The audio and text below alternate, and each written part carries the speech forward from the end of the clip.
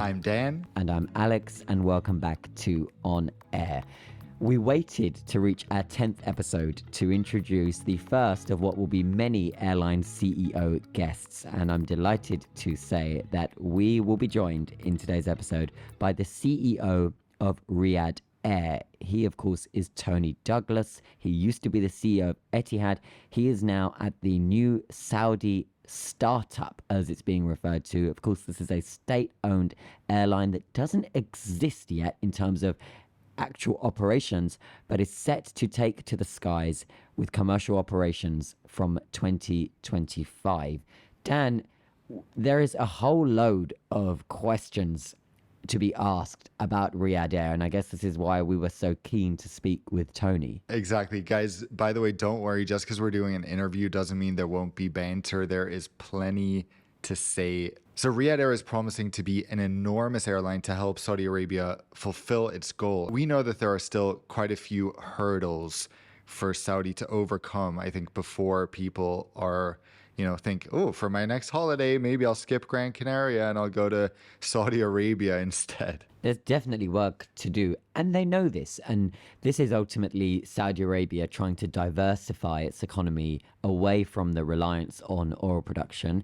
And they announced towards the end of 2022 that they wanted to become a global aviation hub. And they said that launching a brand new airline is going to be part of that. And then, of course, if you hadn't known anything about Saudi Arabia over the last few years, it's likely that in the last year you will have heard Saudi mentioned in conversation. Maybe you are into sport and you know about the Tyson Fury fights that are happening in Saudi at a pace right now with different events.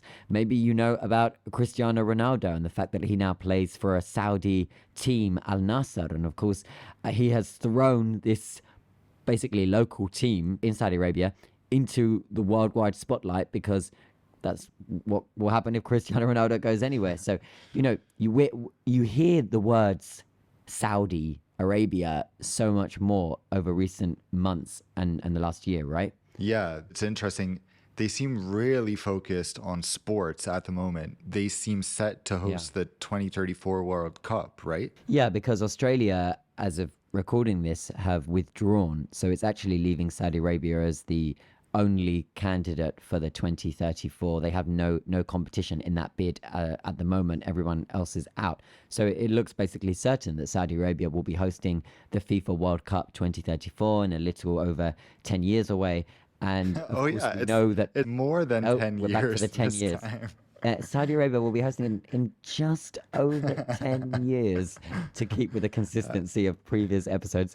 We know that World Cups are important to so many different markets, not least the fact that it will set to be returning to the Middle East, which is something quite huge because, of course, the most recent World Cup was here in Qatar last year, which was incredible. Do you feel like, Qatar was kind of trying to make sport its thing, and now Saudi all of a sudden is coming and trying to poach that identity from Qatar? Maybe. I mean, but isn't there a lot of poaching happening? Because they literally poached their CEO, right? From the UAE, exactly. So we're seeing that they have now decided they want to be an aviation hub and ultimately replicate the success, not exactly, but to somewhat, of a similar extent, of the likes of the Gulf neighbors that have already set up shop and established their aviation hub success, like in the UAE with Dubai and Abu Dhabi, like in Qatar with Doha, and elsewhere in the region. So that's maybe one idea poached, and then what they're doing is they're now empowered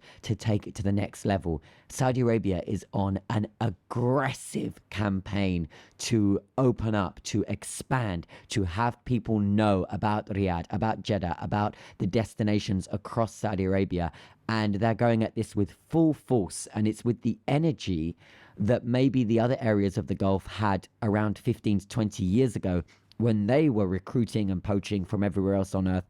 So it's a trend, I think, that we've seen before, but at the moment where much of the region is perhaps a little quieter, Saudi Arabia is very loud, and this is something that it's definitely working in its favor as it now prepares to launch what will be a new state airline that will run alongside the existing airline Saudi Air. So Riyadh Air is going to be a sister airline, maybe the cool sister, the cool older sister, younger sister rather. I think that's the The Gen vibe. Z sister. Like, Yeah, and we're going to hear about that, I'm sure, in the interview with Tony Douglas. yeah. One thing I find so interesting when like places are trying to become tourist destinations, there's a lot of investment. Very few places really succeed. Like if I'm thinking about South Korea, which has been so hot, like it's taking over culture. People are listening to K-pop. Korea has really emerged as a very trendy country, but still their tourism numbers don't really reflect that. The hotel rates, if you look in Korea compared to, Hong Kong, Taipei, Tokyo, are much, much lower. It's really hard, even for an incredibly relevant country like Korea, when it comes to tourism, because people ultimately trust, what's old is gold. I think Dubai has taken that spot in the Gulf where people think of it as the go-to that's, 6 hours from Europe, guaranteed good weather most of the year. Then you have Jordan, for example, which sort of holds the spot of this is the nature country in the Middle East where we go for Petra, Wadi Rum, these incredible sites. So Saudi has a lot of competition in the region, and it's not, from my perspective, as someone who's been there, offering something that is very unique from these other places, Yeah. as opposed to trendy, up and coming places like Korea. Do you think that the World Cup ended up paying off for Qatar in the sense that they're getting, astronomically more visitors? Maybe it's paid off for the airline because all their flights are full, but do you feel like the expectation lived up to the reality? I think it depends on who you speak to as to exactly what they wanted to achieve as the legacy of the World Cup. In terms of global awareness, more people than ever before would be aware of Qatar, and those that have come here to experience the World Cup, so those that came last year, there are statistics that show that a significant portion have either planned to come back or have already come back because they enjoyed it so much. And I speak with people here all the time. There was a family who were sitting nearby to us on the beach, and we got talking, and they were saying that the first time they had ever come was to see an England game last year, and they just had absolutely no expectations. In fact, their expectations were extremely low because they had seen all of the UK media rhetoric about how, oh, this place, they don't even play football there, and all these inaccurate, awful reports that were coming out prior to. I mean, there are legitimate conversations that were to be had about hosting the World Cup in the Middle East, and there were all sorts of sensible adult conversations to have. But when you literally had segments being introduced by, it's questionable that the World Cup is going there because for a start, they don't even play football in Qatar. Really? They don't? Yeah. Because there's a whole league and there's a young population, and kids have footballs in their houses when they're growing up, just like every other kid on the earth everywhere else. That when you then had those people come and then enjoy it so much, it's cool to see that actually they're back, or they were looking for jobs here. The tourism numbers, in terms of visitor numbers to here, have increased, as you might expect, since the World Cup. And now it's just figuring out, okay, kind of what's next. And I think that's normal for anywhere that has been so focused on one project for 12 years, which is what Qatar was, everything was for the World Cup. We would see them digging up a road. We're like, okay, well, it's because of the World Cup. Yeah. They're rushing to finish this tower, this skyscraper that they started building last year. Yep, it's for the World Cup, So then now it's like, okay, how do they navigate in a post-World Cup era? And I think given that we're only 1 year now since the tournament kicked off, it's been a year of gathering thoughts, figuring out the direction, and we're starting to now hear some things from the leadership about what direction they want to go forward, how they want to become more business friendly, how they want to attract further different kinds of joint investment and so on. So I think that's what the legacy is going to be. Yeah, and luckily at the point when the World Cup was there, at least they had a very well established, respected airline. With the timeline that Riyadh Air has, it's all, they will only have been flying for a decade at most when the World Cup occurs in Saudi, if it does. So there's so many interesting questions to ask Tony. I would love if we get into the interview. Sure. So that gives me great pleasure to invite the Chief Executive Officer of Riyadh Air, Tony Douglas, making his debut on the On Air podcast. Chief Executive Officer for Riyadh Air, Tony Douglas. Thank you so much for joining us and welcome to On Air. Thank you, sir. Tony, we wanted to start by asking, what is a typical day like for the CEO of an airline that doesn't exist yet? You know, all eyes are on Riyadh Air. Take us through briefly, if you can, what your day looks like currently. Well, I have to say the day is always super exciting. I have never done a startup before. Many of my colleagues, the Riyadh Air family, haven't either. It's the most remarkable experience because, of course, humbly, we start with nothing. And the greatest gift that comes from that, of course, is we don't have a legacy. It means that we can build upon our collective experiences of some of the challenges that we faced historically within aviation and how we use great technology and the lessons of that to develop a very modern brand. And our brand, as you know, is Riyadh. The brand is Riyadh. The brand is Riyadh. And that stands for three things: to be a genuine digital native, to have an obsessional attention to detail with guest experience, and to be a thought leader when it comes to commercial aviation, environmental sustainability.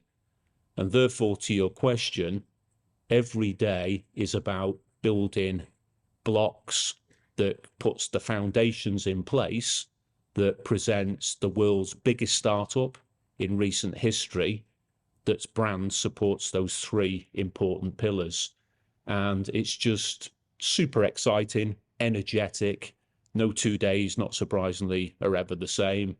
And the delight, of course, is being surrounded by so many energetic people who are all motivated by the same thing. That's great. That's really cool to hear. We are curious, how much is still being figured out at Riyadh Air? Is most things decided at this point? The big question being, are you going to be more of a transit carrier like Qatar Airways, or maybe more of a hybrid like Emirates? Which way will you be going there? So it's a really cool question, and it's one that we do understandably get asked on a regular basis. And the answer to it is we're neither of those things. And allow me to unpack that. So, you started off with Qatar Airways, fantastic airline, remarkable network, global reach. But the population of the city of Riyadh alone, notwithstanding the size of the whole of the kingdom, but just the city alone, is 4 times bigger than the population of the whole of Qatar. And today, Qatar Airways is a big transfer hub. Well in excess of 80% of all the passenger flows are transfer. And Riyadh is the 180-degree polar opposite. What do I mean? 93% of everything that comes into Riyadh at this moment in time is point to point. So there's only 7% transfer. And that's a function of demand far, far, far outstrips supply. We're talking about a G20 country that has the fastest growing economy of any G20 country in the world. We are talking about a large population, as I've already mentioned. And a big part of this, therefore, is about catching up to give us appropriate global connectivity that allows our citizens to better connect to the world, and of course for the world to have far greater, easier and high quality access into the kingdom via Riyadh. In answering your question, it's a fundamentally different proposition. This is point to point. This is all about connecting the kingdom. Okay, so we're just going to pause here to discuss what we just heard, and we'll be back with Tony momentarily. This is quite an interesting takeaway, right? I think so, because I think there has been confusion about whether or not Riyadh Air is going to be the global super connector airlines, the likes of Emirates, Qatar, and so on, that are ultimately responsible for shuttling passengers around the world via their respective hubs, or if this is a second flag carrier for an airline proposing to connect the world with Saudi Arabia and Saudi Arabia with the world, aka point to point. And I think here, Tony has quite clearly explained now that this is the intention. Point to point is what Riyadh Air is going after. It changes everything because at the beginning, they were very clearly framing it as a competitor for the super connectors in the region, which would be a game changer. Having a new airline with such a big budget, investing in new products, that could be a real threat. But now, to me, it's also unfortunately a bit less exciting. They're actually just trying to get people to and from Saudi, which makes everything very different. Because when you're talking about point to point, it's convenience. It's not really competing on product, even though Tony insists they'll have an exceptional product. We know that it's not as important in those cases. And I'm just looking back. I've just checked. In September last year, I was at ICAO, that's the UN Special Agency for Aviation, where the Saudi Arabia delegation gave a presentation on how the kingdom was gearing up to a new aviation strategy. And I can see here images I'd taken of their slideshow that they presented to all of the delegates and the media in the room. And they had said that the intention is to have 2 global passenger long-haul connecting hubs, Riyadh and Jeddah, along with global air cargo hubs. The goal was to, quote, become a global transit hub with, quote, a new global airline based in Riyadh, which of course we now know to be Riyadh Air. So it definitely seems that you're right. In the early days, I think the rhetoric, including from the Saudis themselves, was that this was going to be an airline focused on diversifying their existing airports to become global transit hubs and then entice passengers perhaps with a stopover. But I think we've seen that rhetoric now shift firmly into, as Tony just explained to us, something that is far more point to point, meaning that you'll only really be flying Riyadh Air if you'll be deciding to visit Saudi Arabia or leave Saudi Arabia. Now, of course, I'm sure, as we know in aviation, their flights are going to be timed in such a way that you will be able to connect. But it does seem like that's not the primary business model at the moment. I guess it's actually very similar to Saudia, because Saudia is primarily taking people to and from Saudi. If you've ever looked at booking a flight with them, the connections are very long or very awkwardly timed, where you land at 2:30 a.m. and then your connection leaves at 7 a.m. There's many instances like that. I was really hoping we wouldn't see that with Riyadh Air. But actually, Dan, to your point, maybe the fact is that they are, yes, prioritizing point to point, prioritizing enhancing the connectivity of the Kingdom of Saudi Arabia itself. But it's inevitable that they will be used as a transit carrier, because if we look at the smaller Gulf carriers like Oman Air, for example, if I'm standing at the Oman Air check-in queue at London Heathrow for the flight to Muscat, a significant portion of those travelers with me on the flight are just connecting in Muscat. They're not actually visiting Muscat, and Muscat is a beautiful tourist destination. Oman itself is an incredible destination. I would actually encourage everyone to travel there. It is absolutely stunning in terms of the natural scenery and everything. But to not get too sidetracked, it is an example of an airline that isn't loudly saying, we are the connector, you should fly us instead of Emirates and Qatar and so on, but is comfortable knowing that perhaps on many flights, the majority of their passengers are simply transiting, despite them being focused on point to point anyway. I mean, it does just end up happening. They offer flights that connect very easily on to Asia, and that's what passengers are going to get in their search results when they're searching for the best fares. Yeah, exactly. I mean, I think another reason Oman Air is not saying very much right now is that they don't even know really what their thing is at the moment, unfortunately. I know. Another interesting thing I'm thinking when it comes to point, okay, so Saudi Arabia is a huge country. There, you can take a almost 3 hour domestic flight within the country, but then there's 2 massive low-cost airlines in Saudi. And when I went to Saudi, I only flew with them within the country, because why should I pay 3-4 times more to fly Saudia when these airlines will do? So then the question is, domestically, if someone is traveling to Saudi Arabia as a tourist, let's say they want to go to Riyadh and they want to go to Alula. First of all, then they'll have to connect from Riyadh to Alula, which is like a 2-hour flight. Alula being the main nature destination they're marketing at the moment.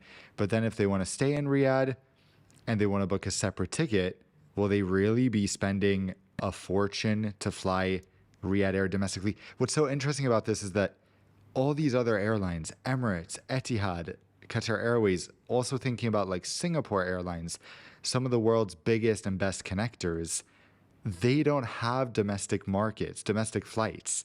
So this is a completely different challenge for Riyadh Air to try to compete on shorter domestic flights where these other airlines, they don't even have to think about it. No, definitely. We're talking about a whole different landscape, as you just outlined, and that's why they can't be treated exactly the same as the other Gulf carriers. So, with that, we'll jump back in now to our conversation with Tony Douglas, CEO of Riyadh Air.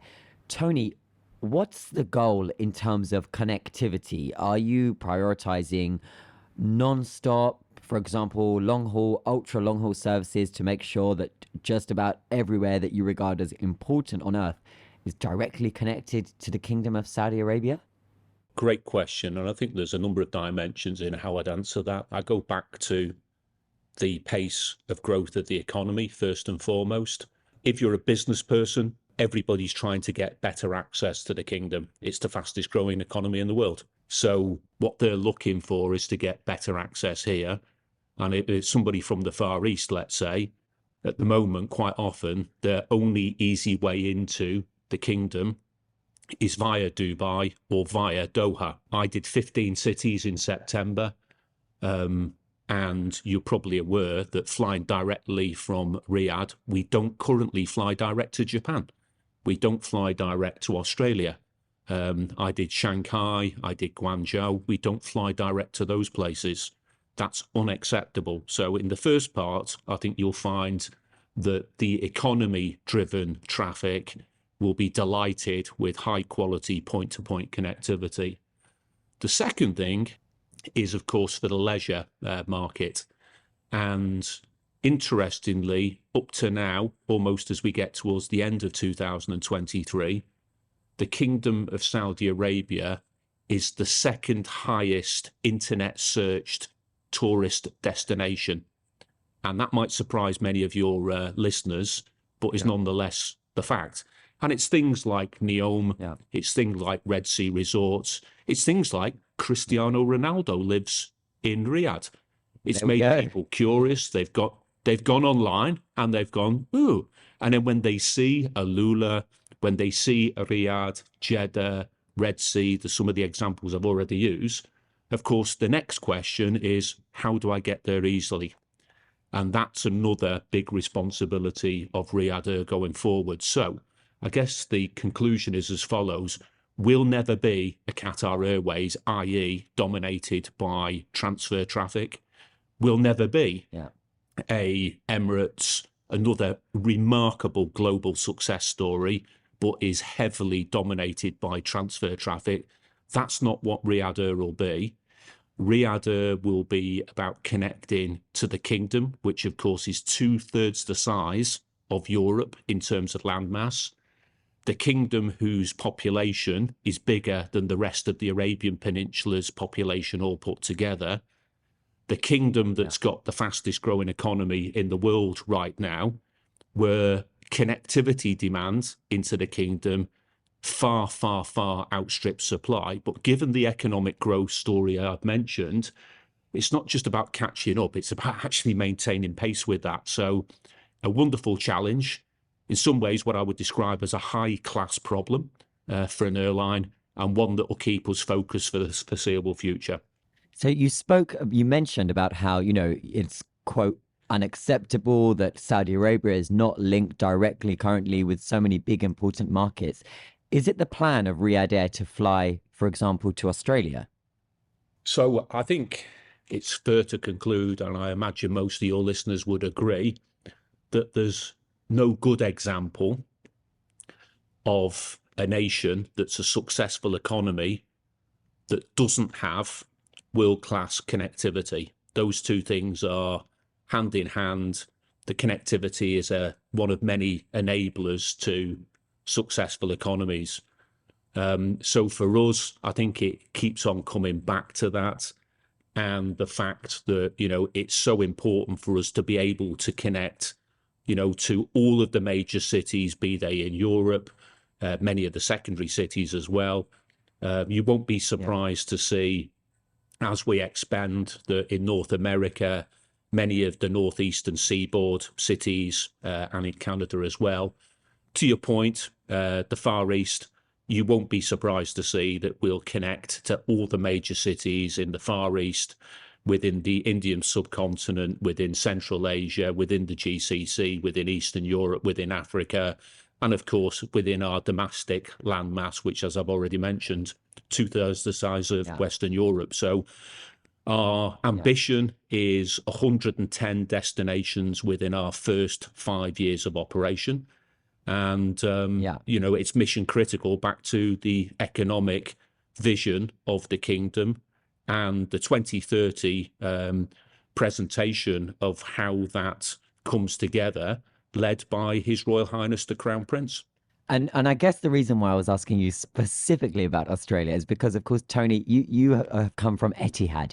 Etihad being one of the airlines very well connected in over previous years in serving the kangaroo route. Is Riyadh Air looking to jump on that kangaroo route? So kind of no and yes. And why do I say no and yes? The kangaroo route that you refer to is well understood as being an east to west flow and a west to east flow. It's predominantly people from Australia who are connecting via, let's say, Dubai, Abu Dhabi or Doha, then to fly on to, you know, the UK, France, Europe, or wherever, and vice versa. It's a transfer flow. Yeah.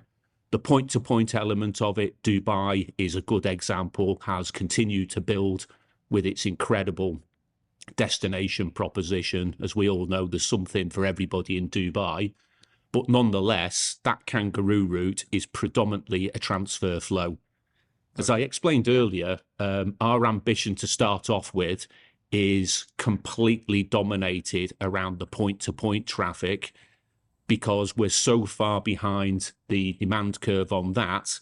The luxury of being able to fill up empty cabins for transfer flow is something we don't see anytime soon, albeit that will grow over time. So the notion that we're entering the market to try and, you know, go after a chunk of that transfer east to west, west to east kangaroo route is not what's on our agenda. Okay, thanks for that, Tony. We'll come back to you shortly. What do we think about this? Well, I interpret this. Sometimes you have to read between the lines. I interpret this as no, we will not be flying to Australia, even though we said kind of yes and no. Well, it's true. And there were several kind of regions that Tony was just referring to, but as you said, had left out the Australian market there and had also linked up the Australian market and the kangaroo route, which allow us to explain in aviation, the kangaroo route, as it's commonly referred to, is the route that links Australia with Europe. It is obviously one of the most popular stream flows of passengers in the world, given the distance of Australia to just about everywhere and the close links between several European countries and the Aussie state. He closely links that kangaroo route with transfer traffic, and transfer traffic he links with Emirates and Qatar Airways, and then reaffirms we are not them. We are not after that transfer traffic. And so, as you said, reading between the lines kind of suggests we're therefore not after being part of that kangaroo route service. And so perhaps Australia isn't going to be on the route map. But of course, they are able to, not least based on the fact of the aircraft they have ordered. They'll be having a long-haul fleet of Boeing 787-9s, which of course, Dan, are incredibly capable and are able to fly do up this to route. 18 hours on some routes, right? Yeah, this is the aircraft that they use, that Qantas uses to fly Nonstop Dan, to fly non-stop Again from London to Australia, to Perth. So it's that, you know, it's an option for them, but it didn't sound like it's a priority there. It's interesting. He says 110 destinations. So if you're flying point to point, if you're not using very lucrative markets like Australia, the difficulty here, as Alex mentioned, is the regulation. Canada and Australia have very, very strict regulations against allowing foreign carriers to operate as much as they want. So where are they going to fly? If you think, okay, who's going to go to Saudi Arabia first? Well, largely other Muslim populations. So We might see them, start flights to London, but then Jakarta, Kuala Lumpur, of course, Dubai, Doha, Istanbul. The question is, what routes come after the obvious ones? Because I can't picture flights to Scandinavia, for example, if the focus is just passengers to and from Saudi. It's really challenging to be a point to point airline because there aren't that many markets that have enough point to point demand. Yes, Saudi has a decent population, but Saudi is not China, it's not India. And then I think you just kind of described Etihad, because Etihad flies to these handful of main cities in major markets, but nowhere else. And of course, I'm not talking about Etihad prior, where it was a much larger airline and they were aggressively taking on Emirates and other super connector carriers. I'm talking about Etihad, what it is today, far more boutique, bespoke. I mean, they've accepted that they want to be a smaller carrier. They're not flying to everywhere. They're flying to everywhere they think matters to them. So they go to London, they go to Paris, they go to Madrid, they go to Lisbon. They go to some destinations, the main destinations in and across Asia, but they're not very daring with secondary cities or with trying to boost their frequencies. And maybe Riyadh Air is going to be closer to something like Etihad. I mean, would that be the most wild thought, given that the CEO is the former CEO of Etihad? Of course, the flip side to that is that Riyadh Air is wanting to be far more aggressive from now in its expansion plans. They have said that they want to fly to so many different destinations and to so many markets. So maybe that's true of the reality. Yeah, I just have to say, slightly unrelated, when I was last week's episode, when it made captions and I said, Marhaban bikum al matni al takhiran al Etihad, the captions translated and they were in Arabic when I said that. So I was like, oh my God. It noticed what I was trying to say in Arabic and wrote it in Arabic. So I was like, that's pretty cool. Welcome to the year 2050, Dan. You're the first one here. All right, so let's jump back into the good stuff. You've heard about the potential route network. Of course, Tony, we want to know, what will business class look like, given that this will be the highest cabin at Riyadh Air? The highest cabin tends to create a halo effect around the airline if it's good. So can we expect, lie flat seats even on the shortest domestic flights, for example? So I go back to the brand is Riyadh, the brand is Riyadh, the brand is Riyadh. The three things I explained, it stands for a digital native, having a environmental sustainability, thought leadership position, but to this point, an obsessional attention to detail with guest experience. We will present the very, very highest of standards. It will be a full service carrier. And as you may have seen from our first exterior livery reveal at the Paris Air Show, it's not what people were expecting. It looks more like a billionaire's Gulfstream or, G650. Exactly. Well, thank you. But we're going to be releasing the second livery at the Dubai Air Show, and we think the second livery is even more stunning than the first one. It sounds to me like you're saying maybe not lie flat seats on all aircraft. Is that correct? I think in Q2 of next year, what you're going to see is the most incredible cabin proposition. It's consistent with the exterior livery. We're doing it deliberately because this is about building engagement until we go live Q2 25 with a progressive tease and reveal. That's why we did the first livery, Paris in June, the most beautiful second livery in the Dubai Air Show. We'll do the reveal of the cabins in Q2. They'll be stunning. I'll give another one as an example. We won't have cabin crew uniforms. We'll have cabin crew fashion. Okay, wow. Thank you for that, Tony. Alex, we need to just discuss this. For a second there, didn't you just think, wait, no uniforms? What, like the images that were going through my mind? I don't know. I suddenly imagined, in the early days of EasyJet, where they would wear jeans with like an orange T-shirt, which of course it doesn't match up with the big goals and aspirations. But of course, we have since heard that it's not that they're going to have cabin crew uniforms, they're going to have cabin crew fashion, which is an interesting proposal. At the same time, we have seen in recent weeks airlines focus on making their new uniform some kind of fashion statement. I don't know if you've seen the Yeah, I latest have. uniforms Air from Serbia was strutting on Air some. Serbia. They had a full catwalk show. Did you see? I was actually thinking of Greece's national carrier, Oh yeah, Aegean. yeah. Did you see that? That like Okay, super kind of chic, trendy, and very fashion focused in terms of what we'd see perhaps more on a runway than we would see, but a fashion runway rather than an airport runway. but how do we feel about this? Is what I want to ask you. Like, does anyone care that the crew is wearing like the latest fashion? What's the big deal? Is it for the crew to feel better and to feel like, they're rocking a cool outfit? Maybe, and I also just think there's so much attention to this right now, to these kind of and they are, as an airline, working out on how to say what we will be, because the airline doesn't exist. So I think it's so easy to be able to give little hints to build a picture as to what the airline is going to be, that they are going to be coming out with statements like, we will be this and we will be that, and the idea and I guess the consistency in what we've heard from Tony so far is that they want to shake things up from expectations and they want to do things a little bit differently.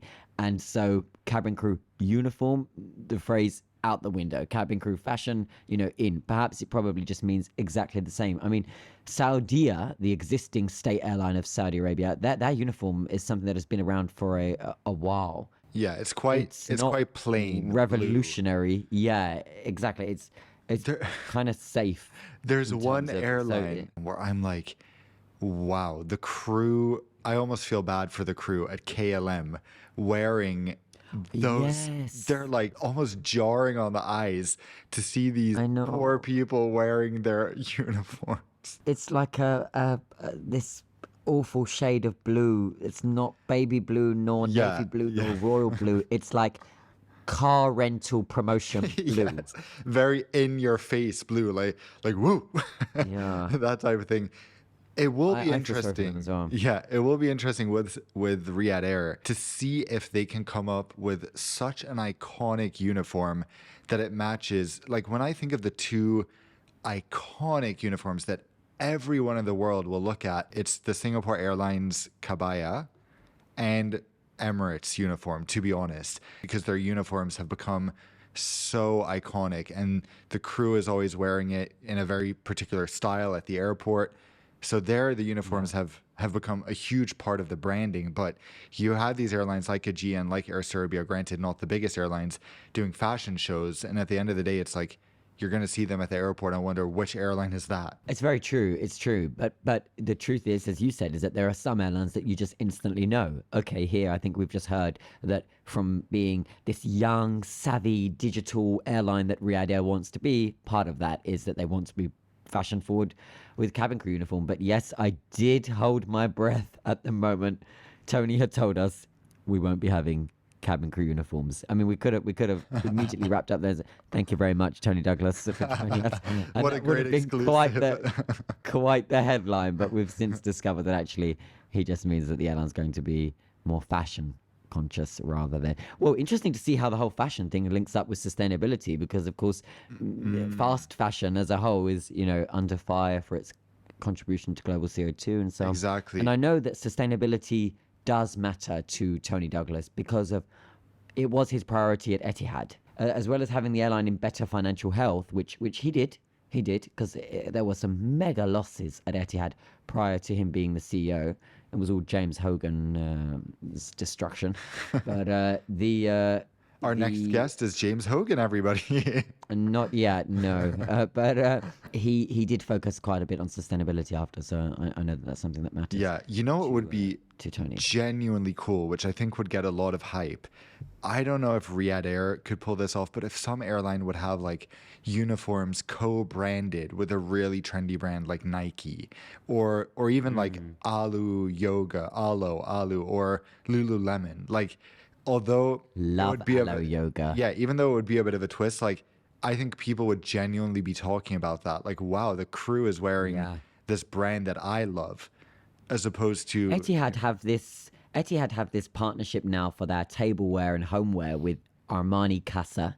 yeah. So the bedding is from Armani, the tableware is from The Armani. uniform is a bit cooler than like the Yeah. glasses. And just as we mentioned in last week's episode, imagine if it was focused on some kind of athleisure scenario where it doesn't necessarily have to be this formal wear, but something that's maybe formal, casual-esque, smart cash. Yeah. The other part of this question, which we need to address, or his answer, is that, yeah, I am interpreting this, given that he didn't give us a yes, as no, Riyadh Air will also not have lie flat seats on all flights. Of course, they could disprove us, but that's my takeaway. Do you need a lie flat seat to go from Riyadh to Dubai? No, you absolutely don't. But it, again, adds to their competitiveness, especially considering that Emirates, Qatar Airways, Etihad are all mostly flying wide bodies to Saudi that have lie flat seats. So it's a Fly Dubai has, of course, invested in lie flat, decent premium seating in a small single aisle 737 MAX cabin. yeah, exactly. So to compete in this region, you sort of do need a very impressive cabin. And of course, it's a 2-hour flight, I think, from Dubai to Riyadh. Of course, you don't need a lie flat seat, but has anyone ever complained about having a lie flat seat? Absolutely not. So when he starts talking about sustainability, of course, again, I read into that as, yeah, of course, it's better to have non-lie flat seats. And that's really what he's saying here. Yeah. Let's jump in back to our conversation with Tony. So Tony and Dan, I know you remember this because it was around a year ago now that the Saudi Crown Prince Mohammed bin Salman outlined these plans for Saudi Arabia to become a global aviation hub. Yeah, of course, with the goal to attract tens of millions, I've heard up to 100 million tourists, in an effort to diversify the economy and move away from reliance on oil. He is also the figure that in March of this year announced the establishment of Riyadh Air, what will become the country's newest airline. Throughout all of this, Tony, he's been a key figure. And so I was wondering, what's your relationship like with him? How involved is he with the plans and with the direction of what will be this new Saudi state startup?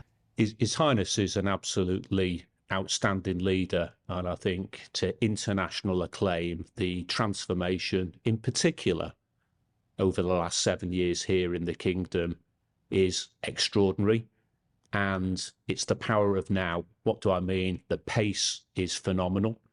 And there's a very, very clear vision expressed to deliver by 2030, 13 key pillars that His Highness has put together and led through the senior leadership here.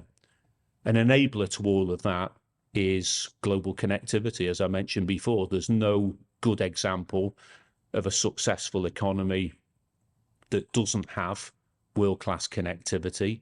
Aviation does play a big part in that. It obviously supports tourism.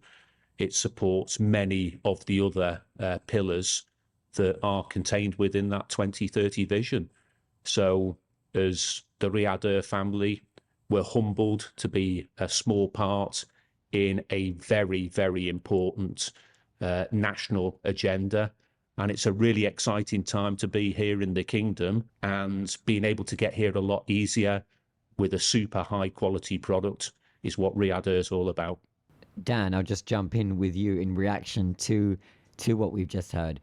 I mean, it's clear, as we've spoken about throughout much of this episode now, the direction and the energy of Saudi Arabia is what is ultimately giving them the edge right now. They have the means in terms of the financing to be able to splash the cash on projects that will, if you hadn't previously considered visiting Saudi Arabia, but you're interested in watching this game of sport, but you're interested in attending this conference, but you're interested in doing business in a somewhat tax-free environment, that's what they're now pushing heavily. And Riyadh Air is now clearly part of the leadership's national strategy in achieving what they want to achieve in a very short space of time by 2030. Exactly. It's really funny to think about this in comparison to Europe or the US. For example, there's so many countries where this applies, but can you imagine, like, President Biden or Trump going in and saying, this is my vision for United Airlines and this is how we need to do it. It doesn't work that way, but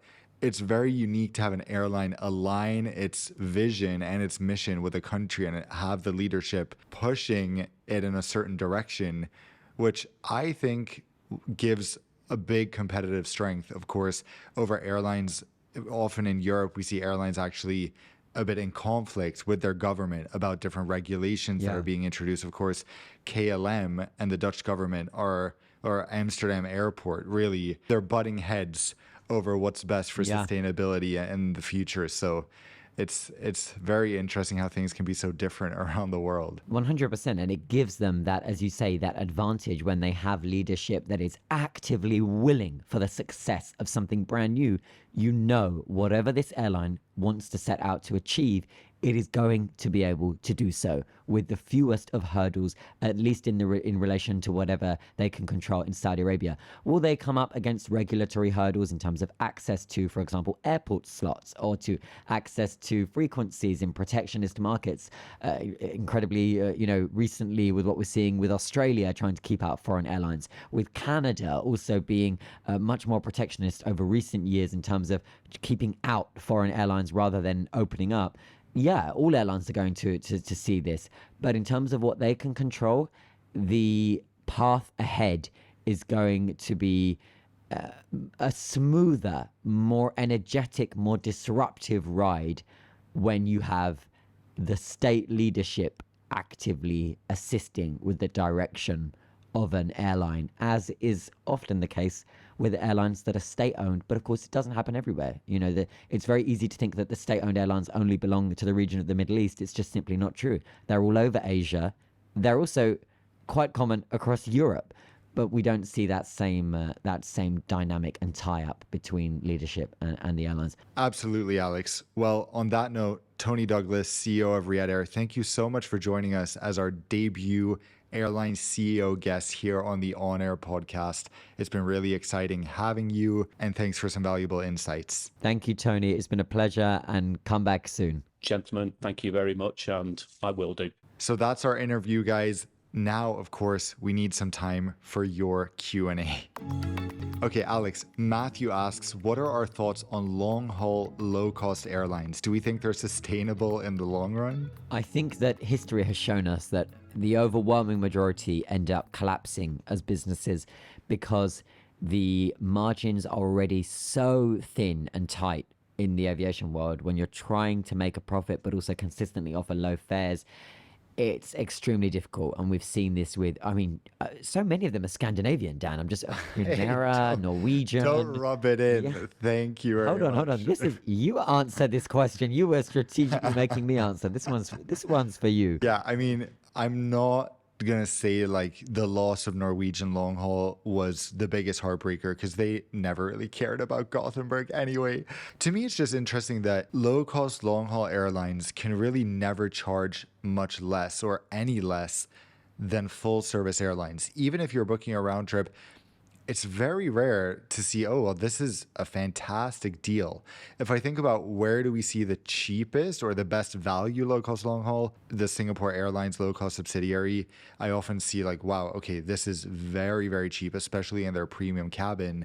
And Scoot, I think, is doing pretty okay. The question is, once we start seeing more 737 MAXs, more A321LRs, will those operations become more sustainable when you can essentially take a Ryanair, although Ryanair has vowed they will never launch transatlantic flights, when you can take that type of aircraft and that type of business model and actually fly it transatlantic? Actually, I'm just reminded Norwegian did do this, but then they were flying to completely irrelevant airports with their 737 MAX, so that didn't really work either. Okay, the next question I have is from Akash. He says that he is based in New York, and he says this is relevant because, and I'll read the question, he says, everywhere that we go, we now expect Wi-Fi as something that we consume to be free, including in hotels, where now even if you log in to the Wi-Fi page and it says that it's going to charge you, you ask the front desk, and he's right. They inform you that, no, ignore the charges. Our Wi-Fi is free.